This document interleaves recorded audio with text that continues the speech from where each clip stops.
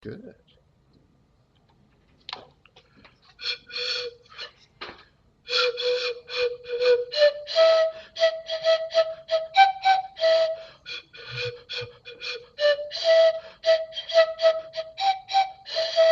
Oh, you know what? We can even play this just without the sound. Here we go.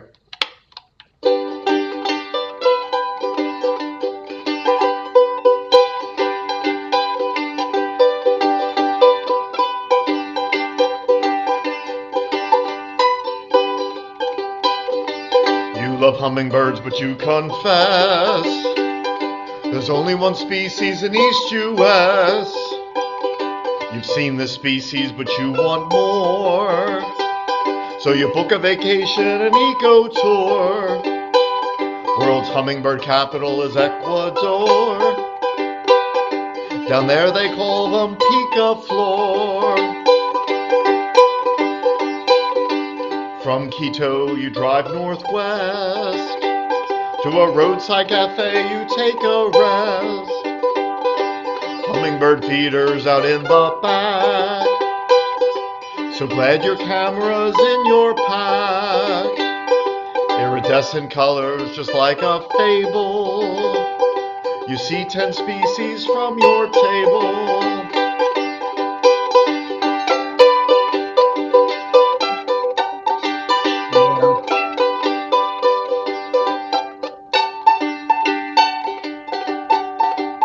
After 3 hours you take a rest at Moshpee Lodge in Cloud Forest.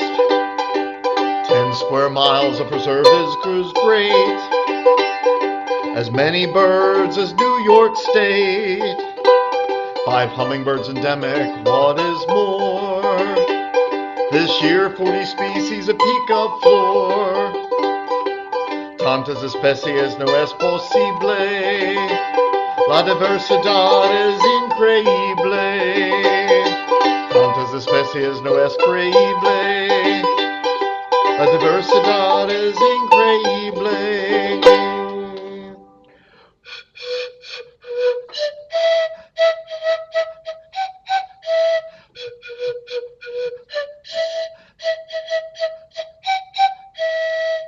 There you go. So now we're ready to start. All right, I'll turn the live performance off or otherwise. Am I sharing it? Oh, I am screen sharing. Hi, everyone.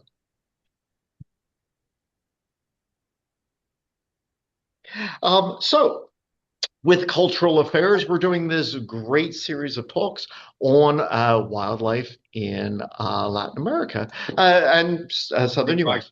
And just kind of, hitting some highlights, showing some different things, trying to bring some themes into it from time to time. And tonight, Ecuador is the topic. Now, if you don't know Ecuador all that well, just here we are on the west coast of South America. So it borders the Pacific, not the Atlantic, because Brazil is so large. It has Colombia and Peru as its only neighbors.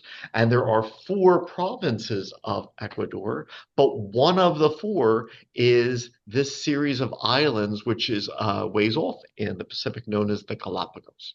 And so what I'd like to do is to start off with mainland Ecuador and with the Galapagos and just, have some fun, hit um, some diverse topics there. And obviously, if anyone has any questions, happy to try to address them. All right.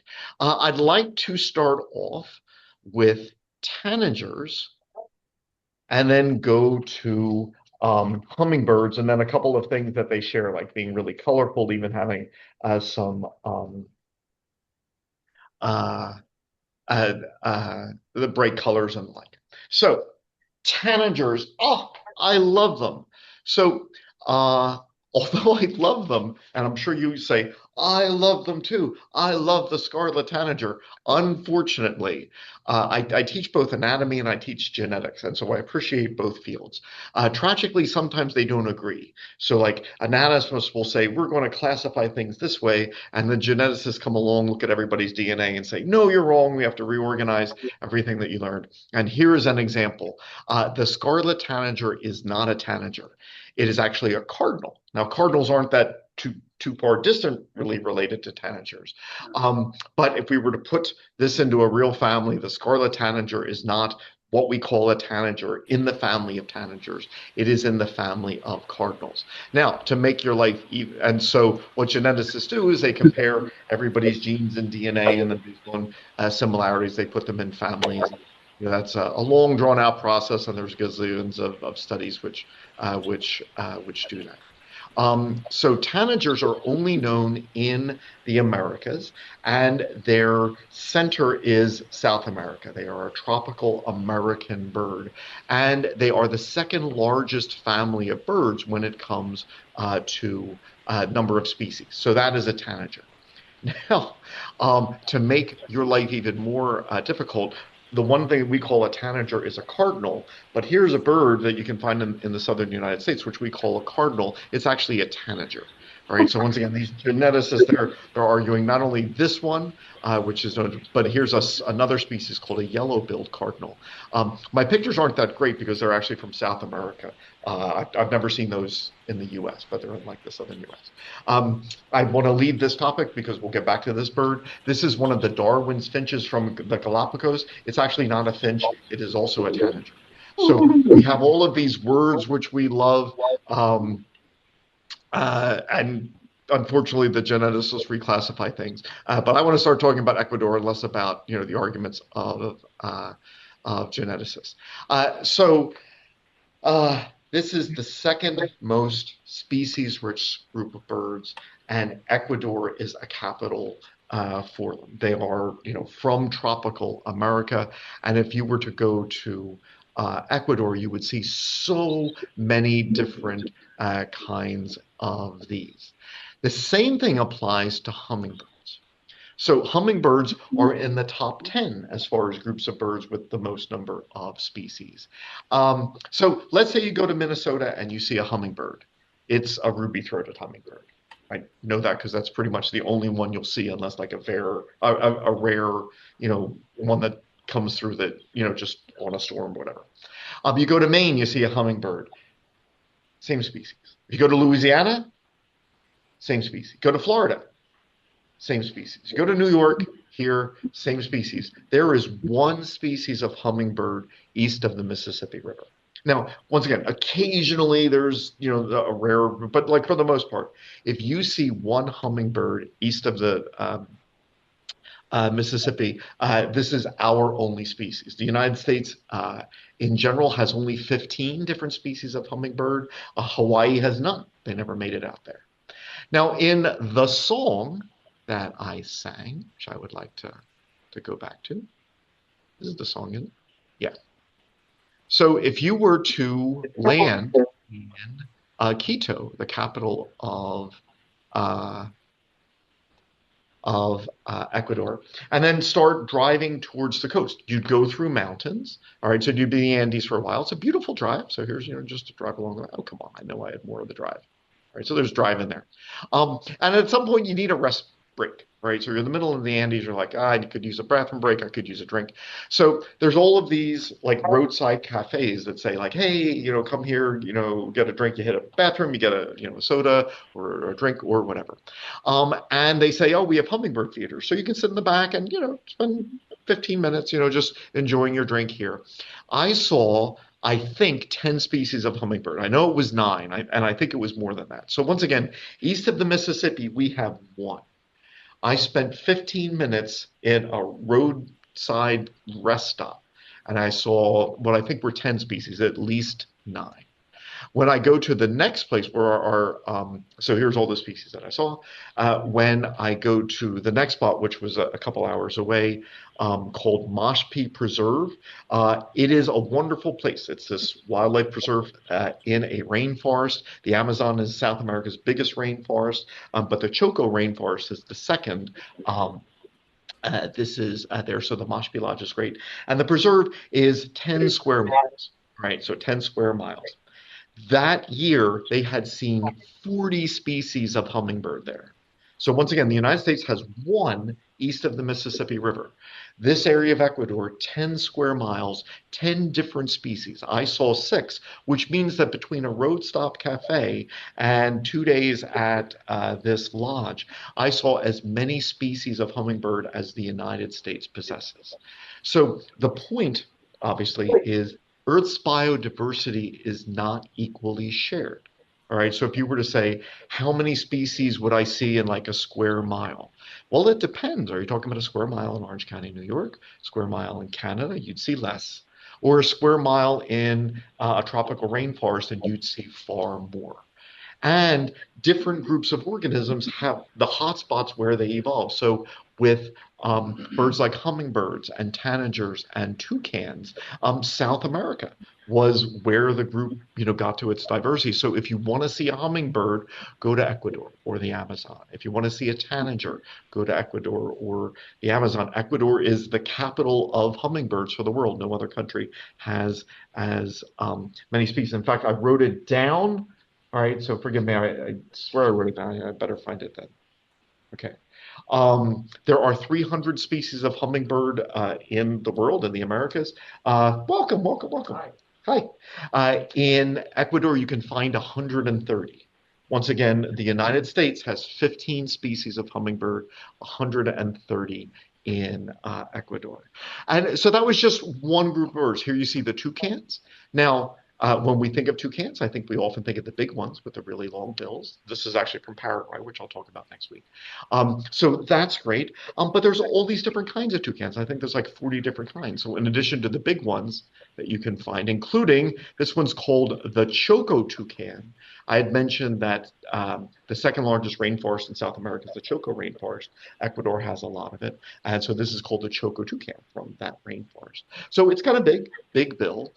But as you can see from these Paraguayan birds, there's different kinds of toucans. And, there are some which then have smaller bills. So you can see that toucans didn't start off as the giant toucan that you remember from your cereal boxes. Instead, there's just, it started off as much smaller ones. So here's what's known as a barbet. It is a toucan, but you can see, it has some of the features, but, from those, a humbler beginning, toucans then, expanded their bills. Here you can see they're No. primarily eat fruit. So the Moshpee Lodge puts out fruit every day to draw them in. Yeah. Although they certainly can, eat other things as well. Fruit does make up most of their diet. I'm just going to a little bit of background noise. Get off the table. Yeah, he doesn't know that. Okay. Well, all right. Good, I thought I was hearing things. Oh, I hear voices. So they eat primarily fruit, but they can include some small animals as well. So some of the big toucans can actually incorporate baby birds into their diet as well.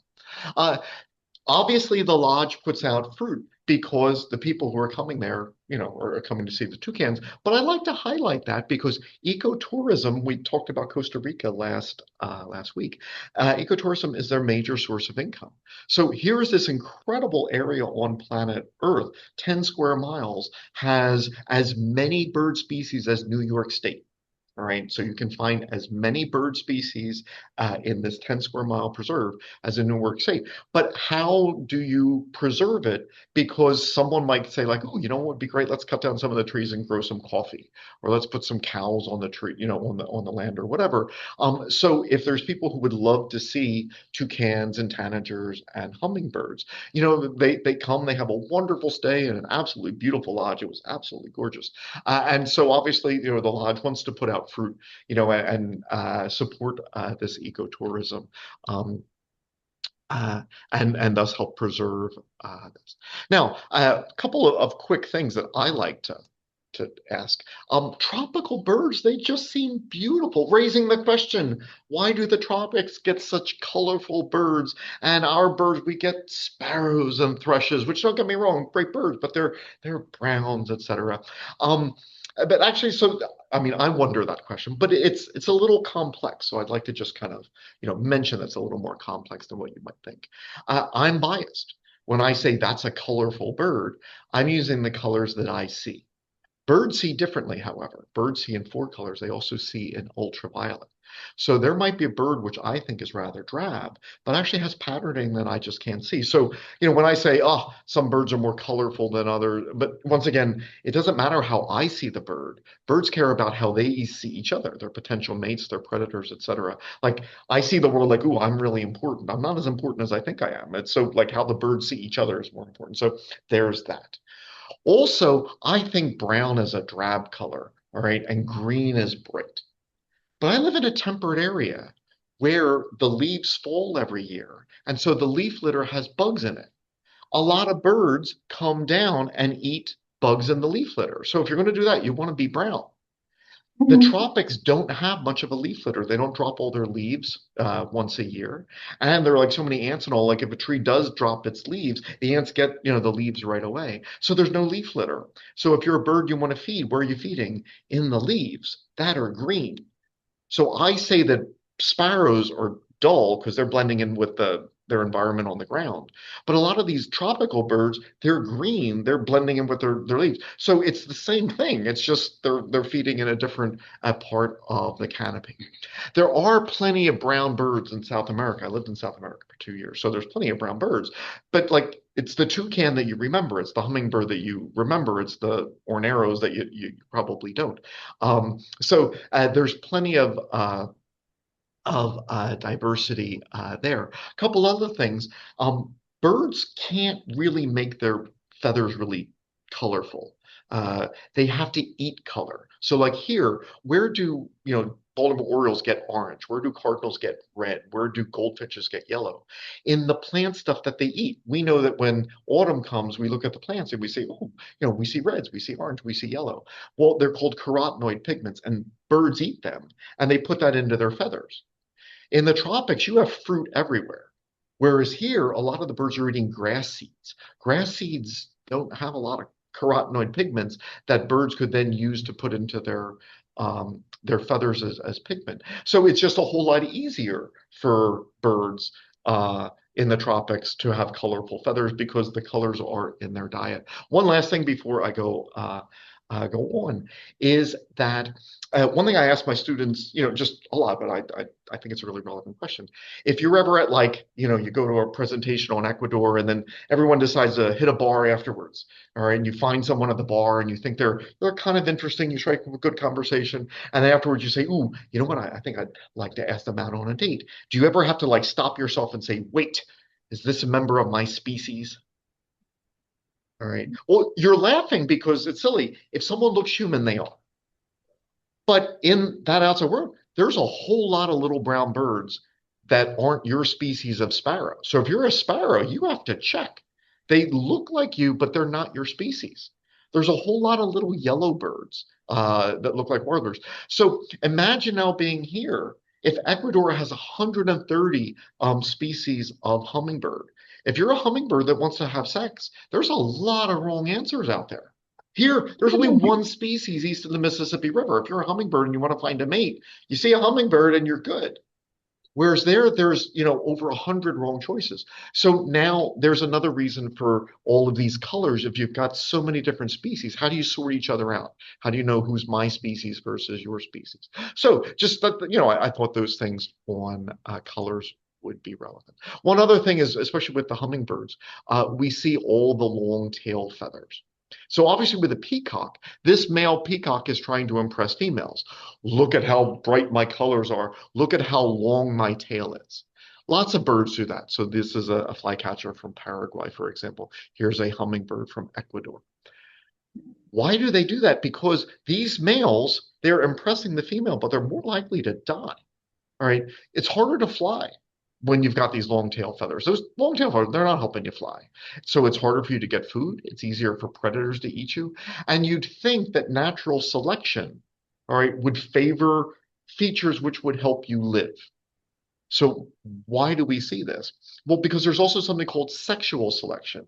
Even though if I'm a male and I have these long tail feathers, if I'm more likely to die, I'm also more likely to impress a female and thus pass on my genes to the next generation. So these two are kind of in conflict against each other. And one of the things we see in a lot of features in birds like the red of a cardinal is what we call an honest indicator. So not only is the male cardinal telling the female, like, hey, I'm a cardinal, look at my color, but how bright the red is telling the female how healthy it is. Because if your color is coming from your diet, then the only way you're going to be bright red is if you're eating well. So females can look at a couple of males and say, no, not that one. Not that one. Ooh, that one. That one's bright. That one's healthy. That one might sire healthier offspring. Those seem less healthy. So the same thing here. If you're a male and you can sport those long tail feathers, you have to be pretty healthy. All right, because they're expensive to make. They're going to make it harder to fly. So it's kind of like an honest indicator. So if a female sees a male with really long tail feathers, she can assume he must be pretty healthy. Maybe a good potential mate. So just all of these different things going on in the tropics, that I think are interesting. There's certainly other things, that we could focus on. All of these different plants. I love this plant because it's a primitive one, even though it has leaves. They are very simple leaves in that the vascular tissue they have doesn't branch. So it's what's called selaginella. So we've got all of these here. This is a primitive plant that needs water. And it needs water because mosses and this thing, a liverwort, they don't make pollen. And in fact, the male cells are not in pollen grains. They're actually swimming sperm. There are plants that make sperm that have to swim to find the ova. And so obviously being in a rainforest is then an advantage because water is abundant. That's not true of all of the places that you would find on Earth. Right. If you were to go closer to a coast, here is an Ecuadorian hermit crab that you can find near the shoreline. They need to be wet at least part of the day because they have gills, but they can come on shore and then scavenge. And if they all look like different species to you, it's because the shells don't belong to them. If you know your hermit crabs, they just find shells which have been abandoned by snails and the like, and then they'll live in them. And as they grow, at some point their house gets too small for them, so they have to go and find a new one from another snail. So even though they all look different, it's because of the snail houses that they have adopted. Look different. So these are all actually the same species. So you can find these along the coast. So, we've got, great diverse insects. You'll find diverse mammals as well. This is a neat one because we have members of the mustelid family, like we have otters and mink and weasels, but they're sometimes hard to see. Weasels are going to be more nocturnal. The taira, that is a member of this family, but it comes out during the day. And so it was pretty easy to photograph. So, I lived in Paraguay for 2 years, and they have 4 mustelas, including the taira, but I never really got to see any of them. So this was neat. These are omnivores, so they'll eat fruit, but they'll also eat small animals as well. I think these guys are great. I love them. But when I lived in Paraguay, my sister-in-law kept chickens. She did not love them. All right. And so as you can imagine, eating small animals, sometimes run you afoul of people, especially if you're raising chickens. So we have all of this great wildlife that you can find in Ecuador. I'll give you 2 more examples because the Galapagos does take up some time. So there's stuff like this, but interestingly, this is from Africa. this snail. So we have invasive species here, and we sometimes say like this plant is not from here, these spongy mulch caterpillars not from here, mute swans are not from here, and then all the local organisms have to deal with these other introduced species. But that's true everywhere. I mean, so no matter where you go in the world, we were talking about Puerto Rico. Puerto Rico, the monk parakeet is not from Puerto Rico. Turkey vultures are not from Puerto Rico. So they have their own invasive species. And that was an African giant snail. Yes. Yay. Yeah. It was pretty darn big. Yeah, and I apologize, like as I'm walking through the wherever I'm going. Like I have different cameras, and my video camera. Uh, I have to get another one. But then I've got like the big camera, but that's really hard then to take when something's big and right next to you. And was that a hand? I think at some point I tried to do a hand for yeah, yeah. So just there you go. Yeah. Big animal. You know what? I don't know. We just kind of stumbled across it in the rainforest, and yeah, that was my one and only. There's the old adage that the only experts about a country are the tourists. So I'm trying to minimize how much I say rather than I fall into that trap. Um, and before getting then to the Galapagos and talking about fish there, Ecuador obviously then shares a Pacific coast. And so in addition to the Choco rainforest, and including like the very arid areas of Quito, up in the Andes, so you have the Andes Mountains where you'll have some of the camels there. So just, if you didn't know this, I'm just going to say it anyway. North America invented the camel. We were the first continent to get grassland, so camels started here. But 4 million years ago, the Americas touched. And then all of these American camels then go down to Latin America. And so these go to the old world, all right? But then there are a bunch of camels that go to the new world, like the llamas, the guanacos, and the vicuñas. And they are pretty good at walking in mountainous environments. So if you walk through the Andes, that's where you can find these. These are camel relatives, originally from North America, but you can find them. So Ecuador has all of these different environments. There's, extremely arid areas in the Andes Mountains. There's rainforests, and then there's the Galapagos Islands. And so I'd like to jump to that. But just, this hour is just to kind of whet your appetite on the beauty of Ecuador, and certainly not to be a comprehensive overview of, a country that is as diverse as Ecuador. The Galapagos are wonderful for their diversity, but also have, a soft spot in the hearts of biologists because this was where we started to appreciate diversity. So if you were to go to Paraguay, which we'll talk about next week, you'll see this tortoise. Now, not only because I live there, I have pictures of it as opposed to lots of other South American animals. This tortoise is the closest relative of the Galapagos tortoises. So something that kind of looked like this. So they get to be pretty big. Or eating some mangoes in somebody's backyard there. They got then to the island. I don't know how they did. Was there a storm and they were, clutching onto some big tree trunk or something. And there they found no predators. And there they got bigger, right? And they are not alone in this. And when you go to the Galapagos, as we will see, you find lots of species that live there and only there, right? Because they changed from the time they immigrated from the mainland. Now, this has a special spot in, a biologist part. Oh, I got a picture here somewhere. Yeah.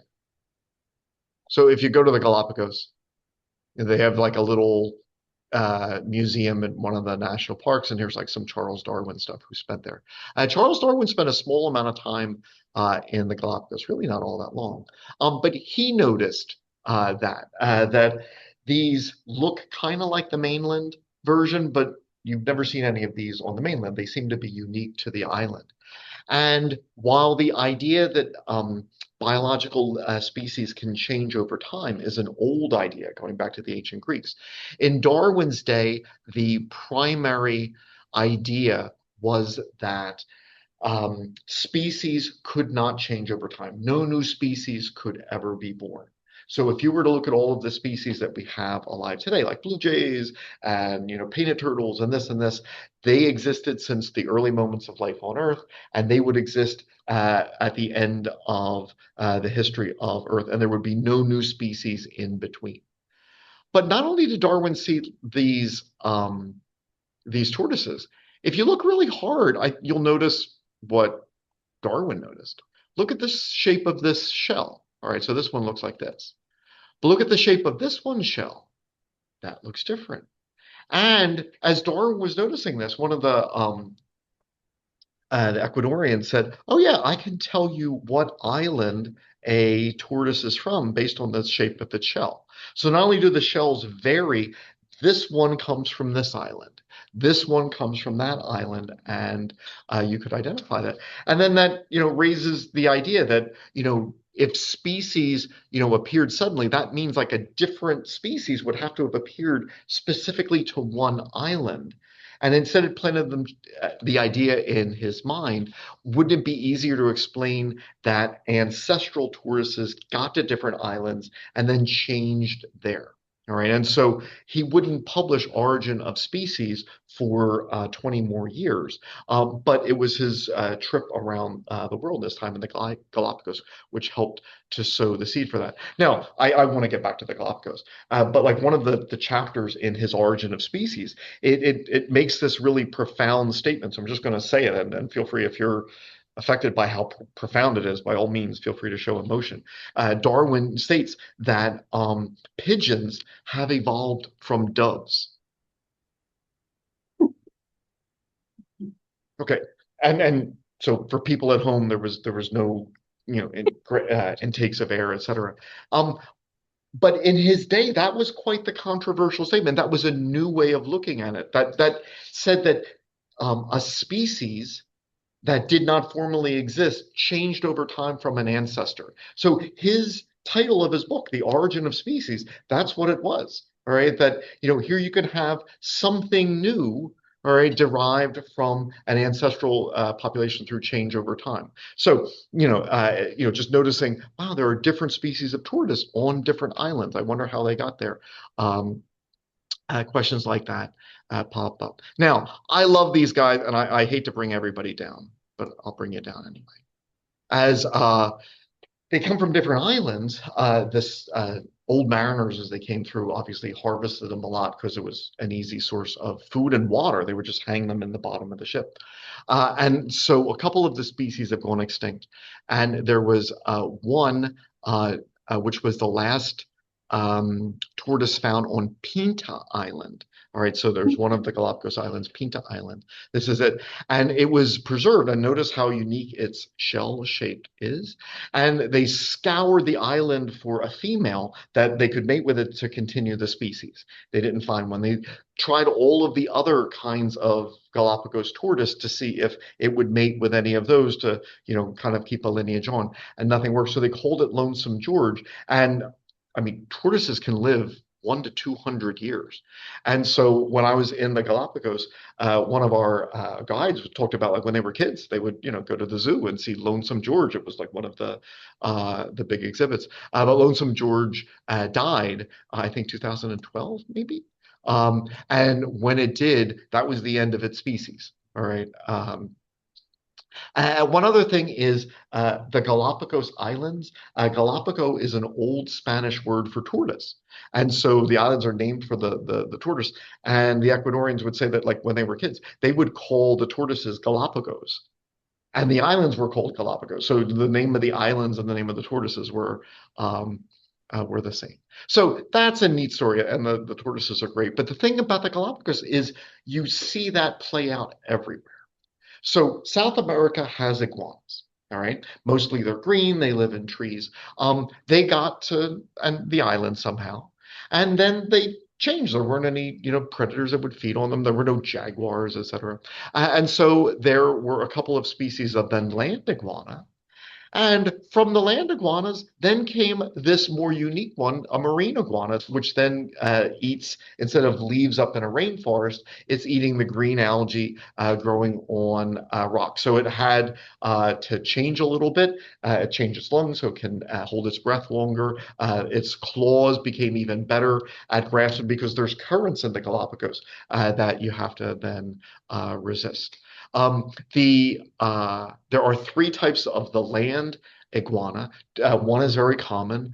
One only exists on this island, Santa Fe, and is pink colored, but it's in critical danger of extinction. There's a very small number left. And one only lives on one volcano up in this island, the large one is Isabella.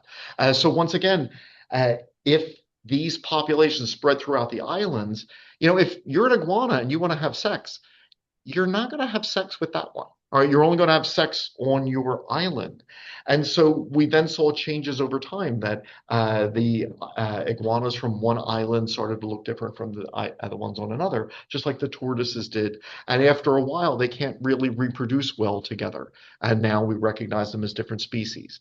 These land iguanas can kind of reproduce, say, with the marine iguanas if you really try hard, but you have to try really hard, and the hybrids are infertile. So we now recognize them as they're close enough they can still kind of reproduce, but since it isn't successful and they are isolated from each other, we call them separate species now. So my favorite thing about the Galapagos, and if you ever visit, everywhere else you visit, it's like, hey, everyone, come here, get your binoculars and look over there. Can you see there? Like if you go ecotourism, tourism, do that anywhere else, that's how you do it.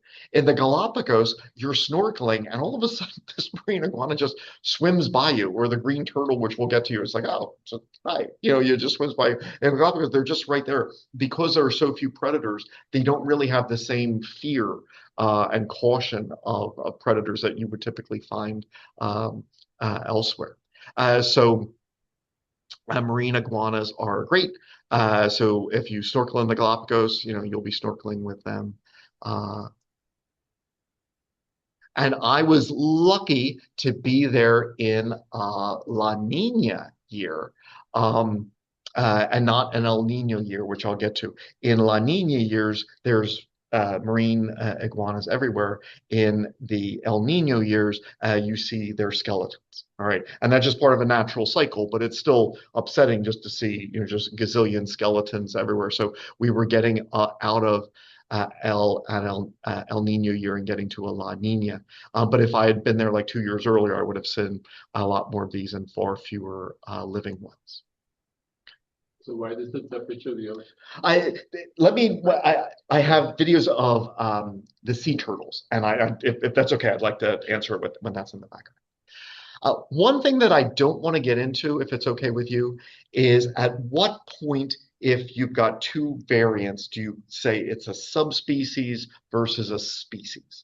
All right, because you can argue, and because it's a gradual line, or it's a gradual series of transit. And when does it cross that line and say, aha, we now recognize you as a different species? So the last I checked, the Galapagos sea lion is thought to be a different subspecies, but the Galapagos fur seal is thought to be a different species.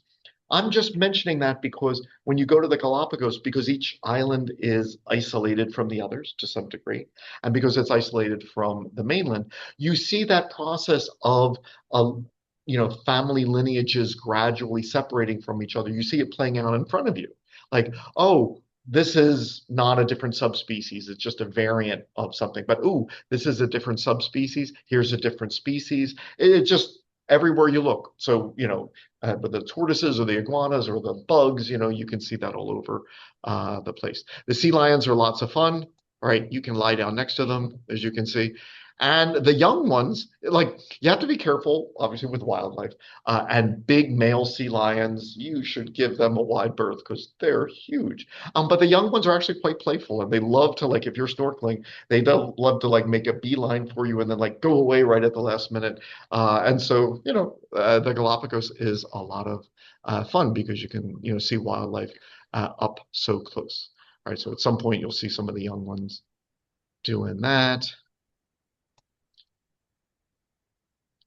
And then once again, so the Galapagos sea lion thought to be a separate subspecies there, but the fur seal is a separate species from the other fur seals that you would see elsewhere. And same thing, I'm not going to really focus on subspecies versus species from this point on because that would be a separate topic. This is recognized as a separate species in the Galapagos last I checked. Sometimes there's arguments and they reclassify stuff. These are green sea turtles. Now they eat so much vegetation that their shells can look green, but from the sailing days, once again, sailors on these long voyages for years, I mean, if they could find sea turtles, they'd love to eat them. Apparently, on the inside, they're green as well. They eat so much algae that their insides are green. So, green sea turtles. And if you're in the Galapagos, they just swim past you. And I'd like to just take this moment and answer your question about the currents and such. So there is a very strong current that goes past the Galapagos Islands. I think you can see it here. So you see like the bubbles. And I loved it because I really felt a bond with the sea turtle because I was just snorkeling and it came up right next to me. And the current, it's pretty strong. So you have to put some energy into swimming against it. So obviously the sea turtles think of the same thing. So you're like swimming next to this animal. You're like, what about this current? And just like the bond was formed. So this current is taking frigid water from Antarctica that has all of these nutrients in it, and now it takes it into tropical Pacific, close to the equator. As it does with all of these nutrients, it causes this algal bloom. So now there's algae everywhere. So now you're going to get all of these marine iguanas, which eat the algae. You're going to get all of the sea turtles, which eat the algae. But now you get all these fish, and a lot of the birds and things you're going to see in a few minutes, they eat the fish. So the marine life, they bloom in La Nina years, all right, when we get this this current. On land, everything looks brown. Like if you go to the Galapagos, when I went there, it looks like everything's dead. All right, just because it's dry. So in La Nina years, they don't get as much rain, right, because of the way that the systems are going. And it's not that the land vegetation is dead, it's just that it's dry. And just like our plants, when it's winter, they turn brown or drop their leaves. In a lot of places, they do that when it's dry. But when we see a shift, right, from La Nina to El Nino, then the current goes another way. And the marine ecosystem just collapses because without the current, there's no nutrients, there's no algae. The things that eat the algae aren't there. There's no fish, the birds that eat the fish. So all of the marine life that you were studying, like all of a sudden, there's so far fewer of them. But now you're going to get more rain, and the land populations are thriving. And so we talk about El Nino and La Nina. If you're paying attention, and you probably should, it's switching as we speak. And our upcoming year is supposedly not only an El Nino year, it's a super El Nino year. Now, this is part of a natural cycle. It's just, but El Nino years for us often mean that the winters are warmer. We'll get a little less snow. If we get storms, they'll be more severe with more rainwater, and it probably will be a warmer year. So it's kind of predicted that next year will break the records as far as the highest global temperature. So I'd like to mention it here because in the Galapagos, you can actually see the current, which shifts during that, and get the appreciation that this is part of, a global cycle. Okay, but there's more after your question. Yeah, so I guess do small numbers of species survive? Yes, yeah. So populations like the number that leaps to mind is that you may lose 90% of your marine iguanas, which sounds horrible, but it's just a cycle that but yeah, but yeah. does that? So it varies, and climate change is changing it. El Nino is coming more frequently and more intensely. So, I don't know the historical numbers off the top of my head, but it's shifting anyway. So we're entering a new normal. These are tanagers, but Darwin thought they looked like finches, and so they're kind of called Darwin's finches. And they varied from island to island. So some islands there's some which are found through multiple islands, but there's some you can only find it on this one island rather than the other. And so, you've got different ones, different beak shapes. Some are thick beaks eating seeds. Some have thin beaks for eating insects. Some use tools. So it's kind of neat. I only got to see a couple of them. One with a really thick bill. It's in here somewhere. It's like one of my favorite pictures in my office. There's one that's just like its bill is just huge. Yeah, so look at that bill. So, as you go to a different Galapagos Island, you're like, oh, different finches here. One of the problems that organisms face, like here, like let's take if you have the ruby-throated hummingbird, it's the only hummingbird really east of the Mississippi River. So it's doing fine. Well, numbers can go up or down, but it is such a wide range. Raccoons, same thing. But if you only live on one island or a few islands, and that's your only place on Earth, now you're really susceptible to a change on that island. So, for example, it's really hard to bring fruit to the Galapagos Islands because the last thing they want you to bring in is a parasite. So they screen it really well. But even saying that, they missed one. All right, because here's a bug which can lay its eggs inside the flesh of a fruit. So you could someone at an airport could screen a fruit and says it looks okay, but actually there might be a larvae developing inside. This invasive fly lays its eggs inside the nose of baby birds. It doesn't really like eat them or kill them, but the birds can't breathe. So bad for birds in general. But for some of these finches that only live on one island or two islands, just it isn't known how we can save them. Obviously flies are hard to get rid of, all right, and they're trying all of these different things. But that may, this invasive species of fly may be too much for those the birds. So the finches are neat because if you go to different islands, there's all of these. And so from ancestral mainland finches, they spread throughout the Galapagos Islands, and now there's this incredible diversity there. I have a lot of videos, probably more than we can fit in, so I'm just going to kind of jump around to I think we can do penguins, but maybe skip the lava lizards. So they're just, hard choices, but these are playlists that I have on YouTube, so you can go back. So the Galapagos penguins are a species native to the Galapagos, and the islands are different. So when I went, I didn't know this at the time, that there are different tours. If you go to the Galapagos and you're going to go on a boat and hit islands, what you see depends on which islands you hit then. All right, so albatrosses are in the Galapagos. I didn't see them because I went to these islands. I didn't go to these islands. All right, so the endangered Santa Fe land iguana, I didn't see those. So when you see the humpback whale in a little bit, that's because I went over here where the water was colder. And the penguins are over here. If you had gone to the Galapagos Islands and you visited Pinta or you visited over here, you wouldn't see the Galapagos penguins because they're only here. So, just how unique each area is, strikes you when you're there.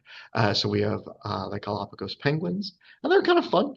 All right, I mean, and that here I'm snorkeling, and there's penguins going by and fishing, and you can see them on the cliffs, etc. Now, because there's so many fish in the big years, that diving birds that eat fish then obviously get food. But here's a cormorant, and you may say, oh, we have cormorants here in Orange County, and we do. But cormorants dive and eat fish. But if you're going to make a living that way, let's just be honest, your wing feathers are detracting from your success. They trap air. All right, so if your thing is I want to just go underwater and just chase these fish so that I can eat them, big flight feathers just not helping you. So this cormorant actually gave up flight. So this is a flightless cormorant. And if you look at its wings and its flight feathers, you're just kind of vestigial remnants of what the ancestors once had. And we think of that like, ooh, why would it do that? It can't fly. Because it doesn't need to. I mean, what it wants to do is be able to swim after fish. The wings were actually a hindrance to getting food. So this is actually really well adapted um, for its diet. But once again, only in the Galapagos can you find the flightless Galapagos cormorant. Okay. Now, nobody cares about the Galapagos mockingbirds, to be honest. All right, but when you go to island, you can see different mockingbirds. And at the end of this video, this was another island, that was another species. But I do like to highlight them because Darwin waited 20 years before he published. And like when the ideas that things could change over time first came to him, it wasn't a fully formed idea yet. Like he sat on this for a while, developed it. He studied barnacles, he studied pigeons, he studied like gathered all of this data. And if you were to ask what like sparked the idea in him, all right, you'd say, oh, the Darwin's finches. And the answer is no, that came later. He actually didn't even notice the finches all that much. And he had to borrow Finch's specimens from others' collections to check it out later. So it was really two things. It was the tortoises, and believe it or not, it was the mockingbirds. The mockingbird struck him that, like, I go to another island, here's another species. So even though, like, this isn't necessarily the one that would, like, jump out at you the most, I just want to give them a little shout out because, you know, if you ask, like, what apparently planted the seed for Darwin, um, the mockingbirds were high on the list. Here's a black seagull called a lava gull, endemic to the Galapagos, because the Galapagos are volcanic islands, right? So there's just black volcanic ash and black volcanic rock everywhere. So being a white seagull would make you stick out. Being a black seagull obviously helps you a lot. So there's that. There aren't many predators on the Galapagos, but there is a Galapagos hawk, a species unique there. Right, so you can see that. And then, you know, I'm making a big deal about different species. But, you know, not everything is a unique species, especially birds that can fly. They might, you know, just like the greater yellowlegs, which we hope to have in Orange County in the upcoming weeks as they start to migrate. They nested in northern Canada. They're going to winter in southern South America. I mean, birds can fly great distances. So flamingos are the same. So even though some of these will fly a great deal, the Galapagos is a really important stopover. What these guys are doing is that the pink advertises how healthy they are, because just like the birds are using pigments in their diet to put in to their feathers when they eat fruits, the flamingos eat fish, and the fish ate invertebrates, which ate algae. So just like plants have pigments in them, so do algae. And so that's where the pink comes from. So pink comes from their diet. So a well-fed, only certain islands have flamingos. Only well-fed flamingos look really bright pink, but they kind of cheat a little bit too because they're trying to advertise to the mate, look how pretty I am. But birds have a gland that no one else has. Called a preen oil gland at the base of their tail that they can then get some waterproofing here. So what they're doing is they're putting their beaks, getting a little oil and then rubbing it on their feathers. But in flamingos, the oil also has a little pink in it. So people compare it to, like, if you're going to go on a date, you just kind of put on a little makeup, you know, right before you go out. You know, like, I already look good, but like, let me just, you know, touch up a little bit to look extra good before I go out. So they're trying to add to the pink in addition to what they already have. We have yellow warblers. The Galapagos has yellow warblers, the same species, but a different subspecies. So you might notice, like, ooh, look, there's some orange on the head. All right, we don't have orange on the head of our yellow warblers. And I see a lot more gray. I mean, look at all that gray. That's grayer than our yellow warblers get. So once again, things are changing over time. You know, they become different subspecies, then maybe eventually a different. They sing the same? I don't think so. I don't recall. I think they sounded different. The one thing on that was I was in Puerto Rico in March, and um, they're like, if anyone's a birder, so I'm sorry if you're not. If anyone's a birder, you know your Merlin app last year identified the bird as a yellow warbler, but this year they identify it as a northern yellow warbler. So what's up with that? And the reason is it was last year that they decided the warblers that live in Puerto Rico and the southern US along the coast are a different species because ours migrate to the northeast to breed, but theirs don't migrate. They stay in Louisiana, they stay in Puerto Rico, and they breed there. So even though they're yellow warblers, they never mate really. So they're now two different species. So now there are two different species.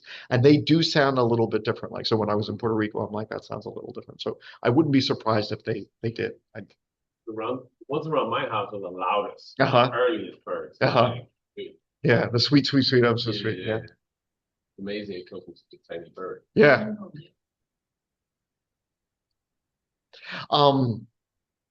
And so I've been stressing, here's all of the unique things here. These birds only in the Galapagos. But once again, brown pelicans, you can find them elsewhere. But the Galapagos, with all the cliffs and all the birds, this is an important breeding place. All right. So at some point here, actually, you'll see some pelicans mating in here somewhere, I think. So the brown pelicans do that. So do frigate birds. Frigate birds aren't unique to the Galapagos, but the Galapagos is a major place where they breed. And so just what makes the Galapagos so wonderful is then you can actually go and walk on the island where they're breeding. So this is one of their rookeries. And you're just kind of respectfully walking along the trail and you're just surrounded by them. The males get this big patch of red skin called a gular that they inflate and they like wag it for the females. The females fly overhead and decide if they're impressed and they can land if they are, or they keep on going if they're not. But as you walk along, this is a major breeding site for frigate birds. So that's neat. All right. Another one, a famous bird. There are different types of boobies that one can find throughout, I mean, whether it be Southern California or Mexico or in the Galapagos. One of the most famous ones are the blue-footed boobies, right? Obviously because of the blue feet. And this color comes from, once again, the things that they eat. All right, so it's the algae in the water that has pigments. Then invertebrates eat that, the fish eat that, and that's what the boobies extract to make the color in their feet. If you fed them different fish, they would lose their blue color. Okay, and when they court each other, what they're famous for is, once again, this shows how healthy they are. So here you'll see kind of a courtship ritual. Both males and females then show off their feet. So the males and females, they walk around each other and say like, look at my feet, look how healthy I am. Wouldn't I be a good partner?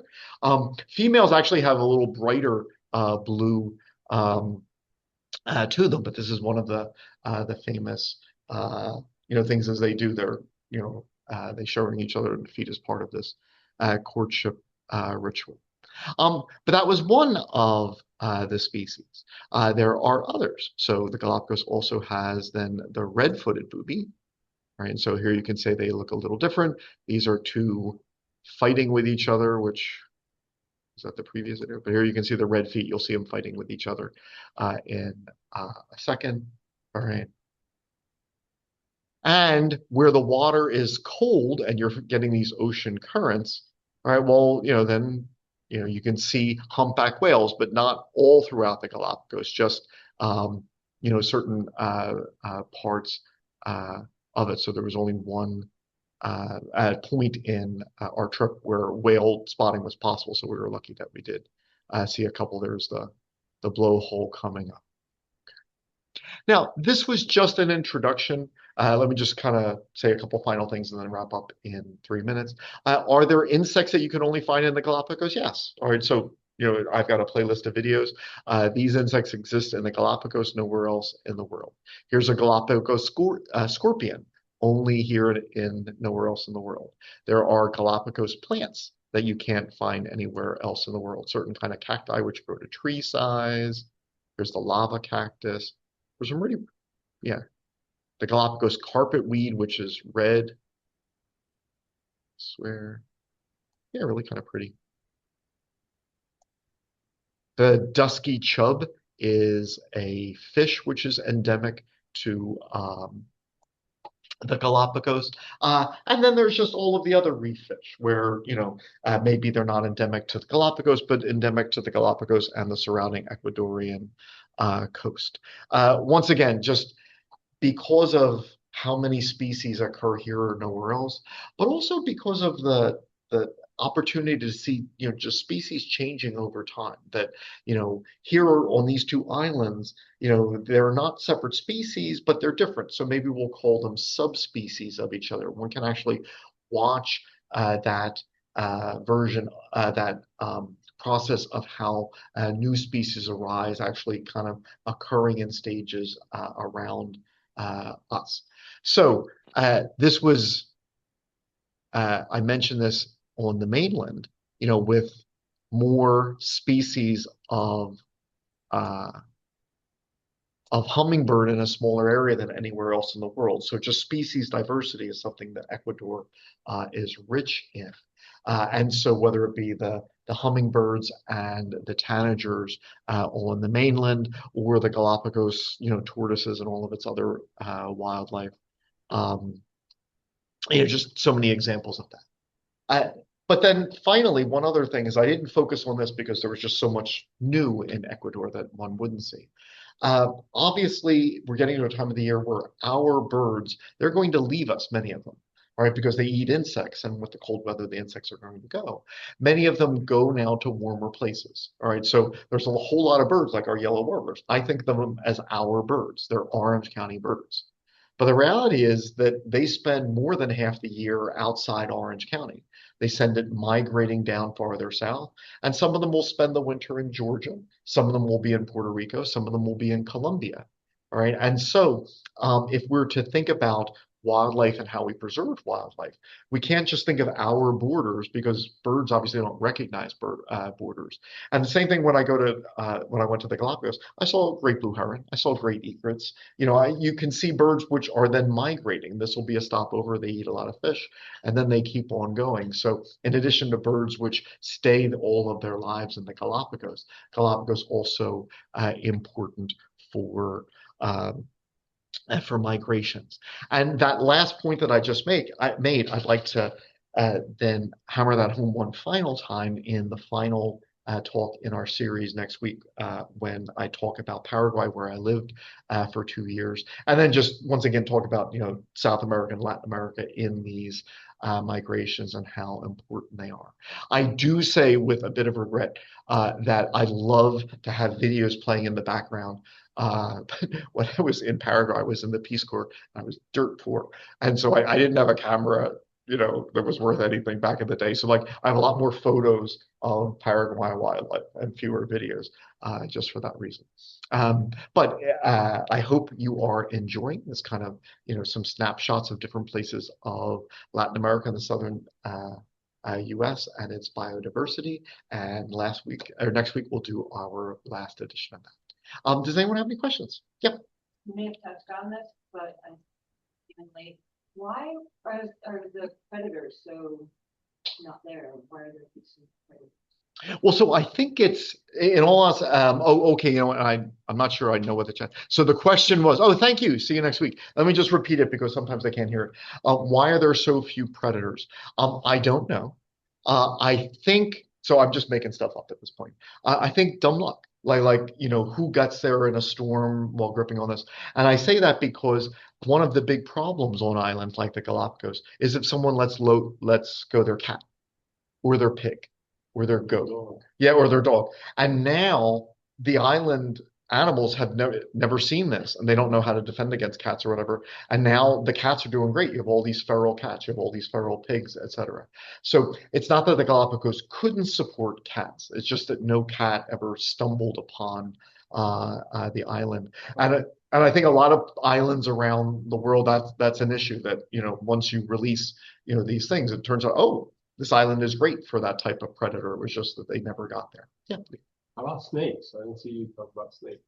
There is all right, so I will refer you to it because I have to. But I'm not going to watch it because it scares me to death. Yeah.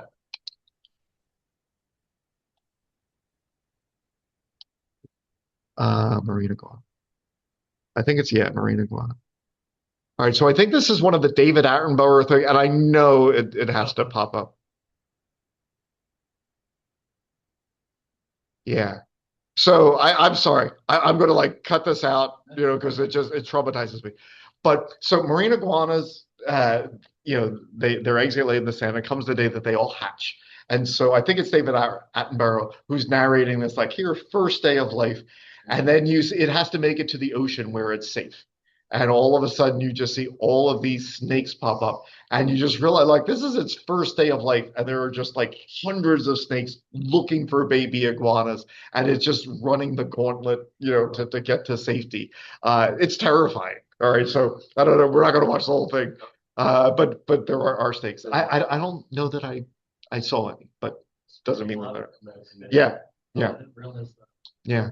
Because it's marine iguanas and they're native to. Yeah. Yeah. Is there someplace else in the world unique like Galapagos? So I would say absolutely yes. Like, and especially, islands in general, like New Zealand has so much life. Madagascar has so many, like lemurs, only Madagascar, nowhere else. New Guinea has biodiversity, which I think we're only beginning to understand. So I would say yes. Hawaii, I apologize. It would apply to many islands. And so every time I start naming some, I'll say, oh, how could I forget Hawaii with all of its biodiversity? Yes. Yes, there are stakes. Anybody else? Any questions? What Yeah. is the birds that migrate when they move in to the country that they're migrating to temporarily? Mhm. Are there arguments with resident birds? Or do The- they have special sections that they know they can go to? No, there are. And so, for example, all like Baltimore Orioles, they're going to go south to places where, like in Colombia, where there are birds that live year round. And they just have to squabble over territory and split it up, as I'm sure the Orioles would prefer to have it all by themselves, and as would, the native Colombian birds. But, all of our summer birds that we don't see over winter, they're all going somewhere where there's other birds year round, and they just have to, yeah. Which is then one of the reasons that some of them come north then, because it's hard getting along and it's hard partitioning and sharing. But then they know once spring comes, oh, like here's this whole east coast of the north, of the United States. These Colombian birds, not all of them are coming. I can spread out and now have, a bigger territory and more access to food than I have where I'm fighting with so many other ones. Thank you. Thank you. Great to see you. All right. Have a wonderful evening, everyone. Thank you.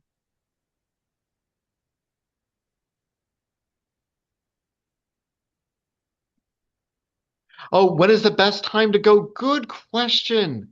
I did know, like, that whole statement where the experts in the country are the tourists. I only went once. So I can tell you who to ask. So I'm sure there's a gazillion good tour groups, but the National Geographic partners with a group called Lindblad.